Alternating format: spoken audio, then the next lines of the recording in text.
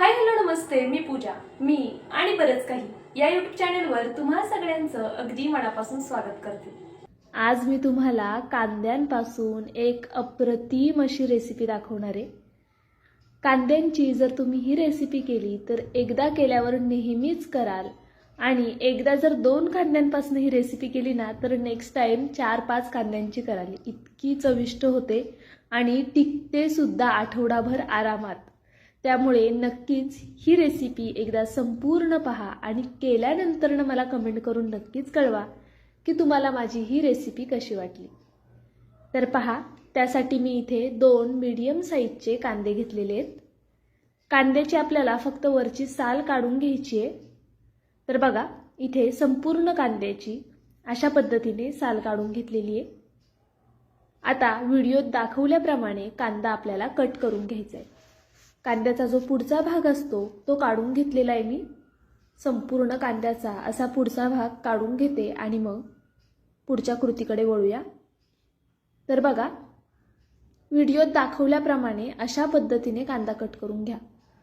थोड्या मोठ्या मोठ्या साईजमध्येच बघा इथे मी कांदा कट केलेला आहे. थोडक्यात काय, जो कांद्याचा अर्धा भाग आहे त्याच्या मी 4च फोडी केलेल्या आहेत, म्हणजे एका कांद्याच्या 8 फोडी करायच्या त्या आपल्याला. तर पाहू शकता तुम्ही अशा पद्धतीने. आता ह्याची एक एक पाकळी छान अशी मोकळी करून घ्यायची हातानेच. ह्याचा आपण पुढे काय करणार ते नक्कीच पहा. ही रेसिपी तुम्ही अगदी कशासोबतही खाऊ शकता आणि इतकी कमाल होते की नेहमीच करावंसं वाटेल. जर तुम्ही माझ्या चॅनलवरती नवीन असाल, अजून सबस्क्राईब केलं नसेल तर प्लीज, मी जोपर्यंत ह्या कांद्याच्या स्लाइस करून घेते तोपर्यंत एक सबस्क्राईब नक्कीच करा. आणि त्याचबरोबर जर व्हिडिओला लाईक केलं नसेल तर एक लाईकसुद्धा करा, कारण तुमचं एक एक लाईक, एक एक सबस्क्राईब हे नवीन यूट्यूबरसाठी खूप जास्त मोलाचं आहे. तर पाहू शकता इथे मी एक टोमॅटो घेतलाय. त्याच्या बिया काढून घेणार आहे मधल्या. अशा पद्धतीने टोमॅटो कट करण्यापूर्वीच धुवून घ्यायचा. टोमॅटो मी स्वच्छ धुवून घेतला, त्यानंतर ना असा मधनं कट करून त्याच्या बिया काढून घेते. तर बघा, इथे मी बिया काढून घेतलेल्या आहेत. आता आपण ह्या टोमॅटोचे सुद्धा थोडे मोठे मोठेच असे काप करून घेऊया. तर बघा, व्हिडिओत दाखवल्याप्रमाणे तुम्ही सुद्धा अशा पद्धतीनेच टोमॅटोचे काप करून घ्यायचे. आणि मी 2 कांदे घेतले होते, तर त्याला बघा मीडियम साईजचा 1 टोमॅटो घेतलेला आहे. टोमॅटो खूप जास्त घ्यायचा नाहीये, कांदा जास्त आणि टोमॅटो कमी घ्यायचा आहे. तर पाहू शकता तुम्ही, इथे क्वांटिटी दिसेल तुम्हाला बघा, अशा प्रमाणामध्ये घ्यायचे. आणि इथे हा मोठ्या पाकळ्या आहेत लसणाच्या, त्यामुळे मी 5 घेतलेल्या आहेत. जर तुमच्याकडे लहान असतील तर 2 जुडी लसूण घ्या, म्हणजे 2 गड्डी इतका लसूण घ्यायचा आहे तुम्हाला. तर पाहू शकता, आता एक चाळण घेतली आहे, पूर्णाची चाळण आहे ही.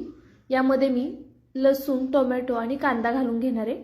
तुमच्याकडे जर अशी चाळण नसेल तर आपली वड्या उकळायची चाळण असते ना, त्यामध्ये घेतलं तरी चालेल, किंवा तेही नसेल तर जर इडली पात्र असेल तर त्यात केलं तरी सुद्धा चालेल. आपल्याला हा कांदा छान असा वाफेवून घ्यायचा आहे.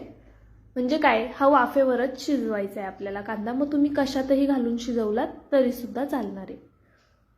ह्या चाळणीमध्ये जर शिजायला ठेवला तर खूप लवकर शिजला जातो, कारण की सगळीकडनंच वाफ व्यवस्थित लागते. त्यामुळे मी ह्या चाळणीत ठेवलंय.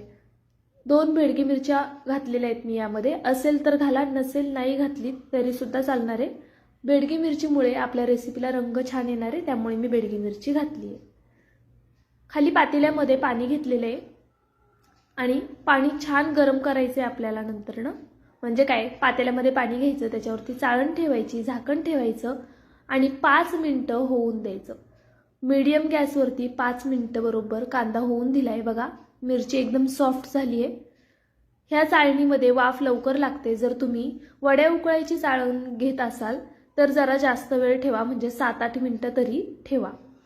आता हा छान कांदा झालेला आहे, ह्याला जरा थंड होऊन द्यायचा आणि त्यानंतरनं मिक्सरच्या भांड्यामध्ये घालून घ्यायचे. तुमच्या हाताला सोसेल इतपत त्याला थंड करायचा. जर खूप गरम असेल तर मिक्सरमध्ये वाटताना अंगावरती उडू शकतं, त्याची काळजी घ्या. आता बघा, हे कमी आहे त्यामुळे एका बॅचमध्ये मिक्सरला असं फिरवून होईल. जर जास्त असेल तर 2 बॅचमध्ये तुम्ही कांदा बारीक करून घेतलात तरी चालेल. इथे पाहू शकता, हे मिश्रण छान असं एकदम बारीक मी इथे वाटून घेतलेलं आहे. पाण्याचा एक थेंबही घालायचा नाही आपल्याला. न पाणी घालताच हे छान असं वाटून घ्यायचे.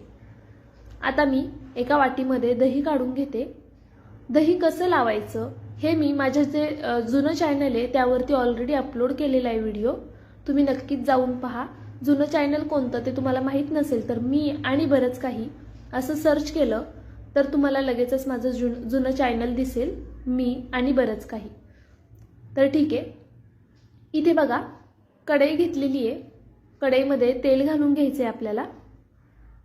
तेल तुम्ही तुमच्या अंदाजे घाला, पण ह्या रेसिपीला तेल थोडं जास्त असेल तर ती खायला अजून छान लागते. त्यामुळे मी थोडंसं जास्तीचं तेल घातलंय. तेलामध्ये मोहरी घातली आहे. मोहरी छान तडतडून दिली. त्यानंतर 1 चमचा उडीद डाळ घालायची आपल्याला.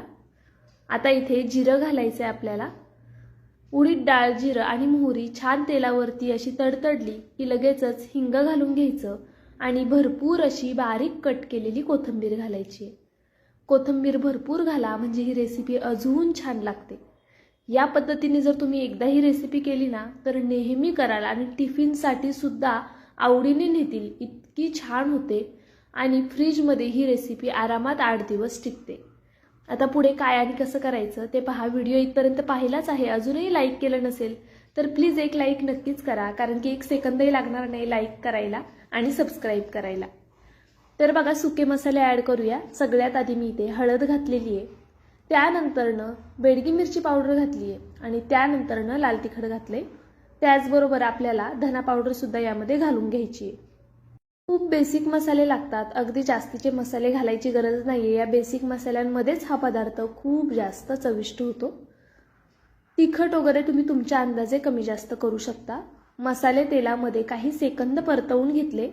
त्यानंतरनं दही घालायचं. दही तुम्ही आधीच फेटून घेतलं तरीसुद्धा चालेल किंवा असं डायरेक्ट घातलं तरीसुद्धा चालेल. दही घातल्यानंतरनं कंटिन्यू असं हलवत राहायचं म्हणजे दह्याच्या गुठळ्या आहेत त्या फुटतील आणि व्यवस्थित एकजीव होईल सगळ्या मसाल्यांसोबत हे दही. बघा किती छान चमचमीत दिसते ना, खूप छान लागतं खायला सुद्धा. एकदा तुम्ही नक्कीच ट्राय करा. आता आपण चवीनुसार मीठ घालून घेऊया. मीठ बेतात घालायचं कारण की क्वांटिटी कमी आहे, आपण कांदे पण कमी घेतलेले आहेत तर मीठ थोडं बेतात घालायचं. आता हे मीठ सुद्धा सगळं एकजीव करून झालं की जे वाटून घेतलेलं मिश्रण होतं कांदा टोमॅटोचं ते घालून घेऊया. तुम्हाला हवं असल्यास तुम्ही फोडणीमध्ये सुद्धा लसूण घालू शकता, ठेचून किंवा मग बारीक असा कट करून. तो दाताखाली आला की अजून छान लागतो. जर तुम्हाला आवडत असेल तर नक्कीच घाला. आता हे छान असं मिक्स करून घेऊया. बघा अशा पद्धतीने छान मी मिक्स करून घेतले. आता एका रेसिपीमध्ये बऱ्याचदा मी 2 रेसिपी सांगत असते माझ्या जुन्या चॅनलवरती. हे चॅनल तर अर्थात नवीन आहे त्यामुळे प्लीज सबस्क्राईब करा पटापट. खूप नवीन चॅनल आहे, लवकर लवकर आपल्याला 1000 सबस्क्रायबर कंप्लीट करायचेत. आता यावरती झाकण ठेवून छान वाफ काढून घेऊया आपण. दुसरी रेसिपी सांगते मी तुम्हाला. जर तुमच्याकडे उकडलेला बटाटा असेल ना तर या ग्रेव्हीमध्ये घाला तो आणि एक 2-3 मिनिटं छान असं होऊ द्या. ती रेसिपी सुद्धा खूप छान लागते. ती बटाट्याची भाजी खूप छान लागते. सेम हीच फोडणी द्यायची, सेम सगळं हेच करायचं, फक्त बटाट्याचे काप घालायचे त्यामध्ये. किंवा जर तुमच्याकडे पनीर असेल पनीरचे काप घातले तरी चालेल किंवा दुसरी कोणतीही भाजी असू द्या. जर तुम्ही या ग्रेव्हीमध्ये घातली ना तर तिला एक रिच लुक येणार, रिच टेस्ट येणार आणि खरंच ती भाजी खूप जास्त छान लागणार. तुम्ही बटाटा घाला, दोडका घाला वाफवून किंवा मग अजून इतर कोणत्याही भाज्या ज्या तुम्हाला आवडत असतील ना त्या घाला. अगदी मेथी घातलीत ना ती सुद्धा खूप कमाल होईल. त्यामुळे नक्कीच एकदा ट्राय करा. तर आता बघा इथे मी ही चटणी एका ह्याच्यामध्ये काढून घेते. एक 3 ते 4 मिनिटं मी होऊन दिली ही चटणी. आणि जे तुम्हाला इथे थालीपीठ दिसतं ते ह्याचा थंबनेल मी इथे दिलाय बघा. ही रेसिपी मी लवकरच आपल्या चॅनलवरती अपलोड करणार आहे, कदाचित उद्याच करेल. त्यामुळे जर तुम्ही नवीन असाल तर पटकन सबस्क्राईब करून घ्या, कारण की ही कोबीची एकदम परफेक्ट आणि एकदम वेगळी अशी थालीपीठं मी केलेली आहे, ती वेगळी फोडणी देऊन. त्यामुळे नक्कीच पहा. आणि वरती जे दिसते कोथिंबीरीच्या देठांपासनची रेसिपी त्याचे सुद्धा मी थालीपीठ केलेले आहेत. ते सुद्धा ह्या चटणीसोबत खूप जास्त छान लागतात. ते सुद्धा पहा. ते मी जुन्या चॅनलवरती टाकलेले आहेत. त्यामुळे माझ्या दोन्ही चॅनलला सबस्क्राईब करून घ्या, कारण की खूप वेगळ्या युनिक अशा माझ्या चॅनलवरती रेसिपी असतात. त्याचबरोबर थोडा पारंपरिक टच असतो आणि खायला खूप चविष्ट असतात. तुम्हाला माझी आजची ही रेसिपी कशी वाटली ते नक्कीच मला कमेंट करून कळवा. नवीन असाल तर जाता जाता सबस्क्राईब करा आणि लाईकसुद्धा करा. उद्या भेटूया पुन्हा एका नवीन रेसिपीसोबत. बाय.